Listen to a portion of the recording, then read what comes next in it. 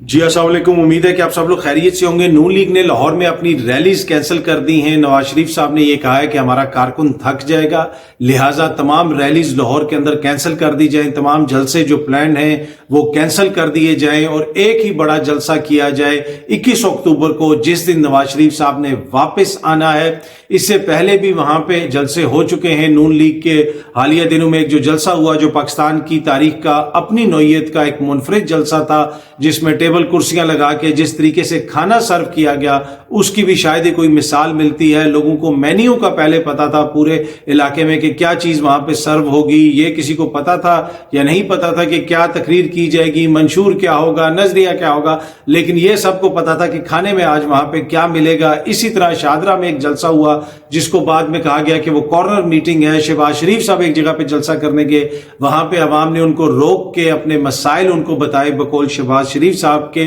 تو اس ساری صورتحال کے تناظر میں اب یہ خبر سامنے آئی ہے کہ کیونکہ کارکن ہمارا برنٹ آؤٹ ہو جائے گا، یہ نواز شریف صاحب کا کہنا ہے کہ کارکن ہمارا تھک جائے گا، لہٰذا مزید جلسے اور ریلیز نہ کیے جائیں اور اپنی انرجی کو سیو کیا جائے 21 اکتوبر کے لیے۔ اب کتنی انہوں نے پولیٹیکل ایکٹیویٹی کی، اگر آپ دوسری طرف دیکھ لیں، جب عمران خان کی حکومت ختم ہوئی کتنے درجن اس نے جلسے کیے، کتنی ریلیز کی، صبح جلسہ کہاں پہ ہوتا تھا، شام کو جلسہ کہاں پہ ہوتا تھا، اور یہ کہتے تھے کہ جناب وہ ممی ڈیڈی پارٹی ہے اور اصل نظریاتی کارکن تو ہمارا ہے۔ کیا یہ کیسا نظریاتی کارکن ہے جو 3 ریلیز سے تھک جائے گا؟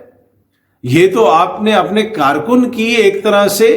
یا تو آپ کو کارکن کے اوپر اعتبار نہیں ہے یا کارکن کی صلاحیتوں کے اوپر آپ کو کسی قسم کا شک ہے۔ یہ تو کارکن کی ایک طرح سے سبکی ہے کہ جناب وہ 3 ریلیز نہیں اٹینڈ کر سکتا، اور لاہور جیسے شہر میں، اور وہ حشاش بشاش نہیں رہے گا، جو کروڑوں کا شہر ہے لاہور جیسا شہر، وہاں پہ منع کر دیا گیا کہ جناب مزید ریلیز نہیں ہوں گی، مزید جلسے نہیں ہوں گے۔ کیوں نہیں ہوں گے؟ اس لیے نہیں ہوں گے کہ جناب کارکن ہمارا تھک جائے گا۔ یہ دیکھ لیں کتنی پولیٹیکل ایکٹیویٹی کی انہوں نے، کتنی سیاسی ایکٹیویٹی کی۔ دوسری طرف آپ دیکھیں، جس دن تک عمران خان کو جیل میں نہیں ڈال دیا گیا، جتنے دن وہ باہر رہے، ہر روز پولیٹیکل ایکٹیویٹی کی انہوں نے۔ ایون کہ جس دن وہ اس پہ بستر پہ تھے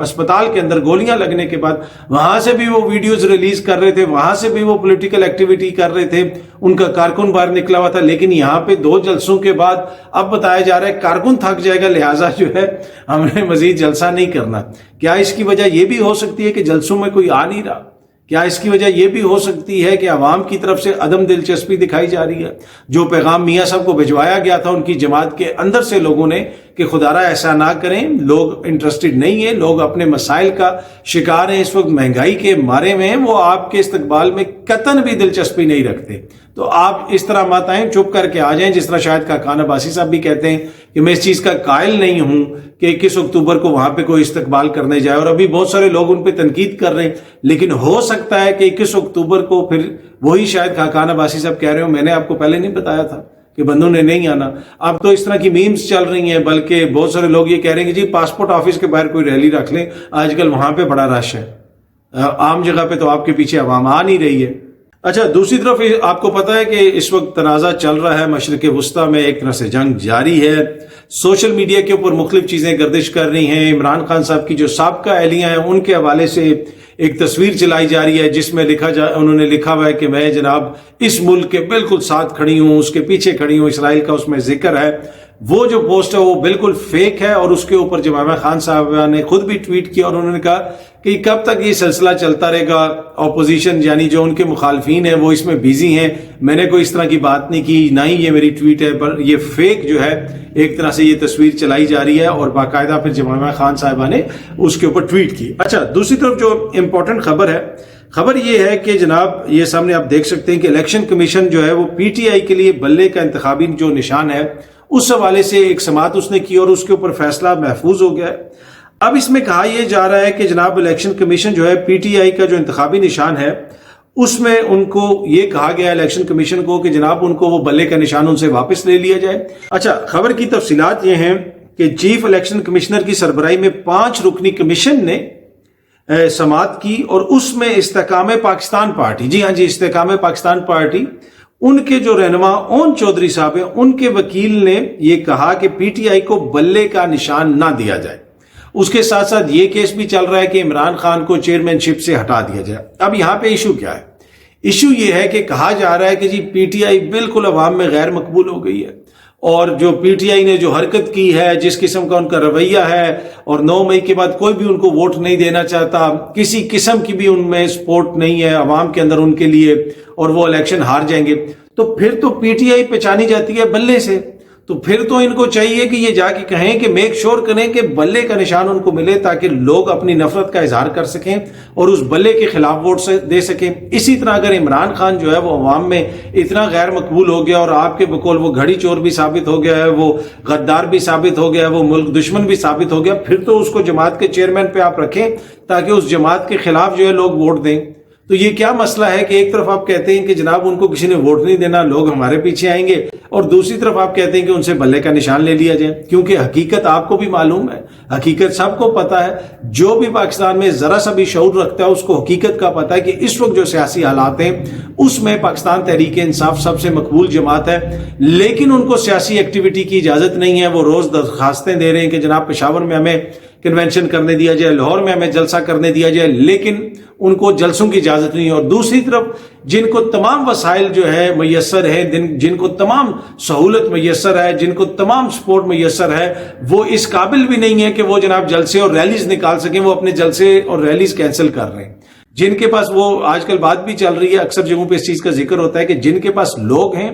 جن کے ساتھ عوام ہے، ان کو ریلیز کی اجازت نہیں ہے، جلسوں کی اجازت نہیں ہے، جن کو اجازت ہے ان کے پاس عوام نہیں ہے، ان کے جلسوں میں کوئی آتا نہیں ہے، اور اب وہ اپنے جلسے کینسل کر رہے ہیں۔ کبھی کوئی یہ سوچ سکتا تھا، کبھی آپ سوچ سکتے تھے کہ لاہور میں نون لیگ کو اپنی ریلیز کینسل کرنے پڑ جائیں؟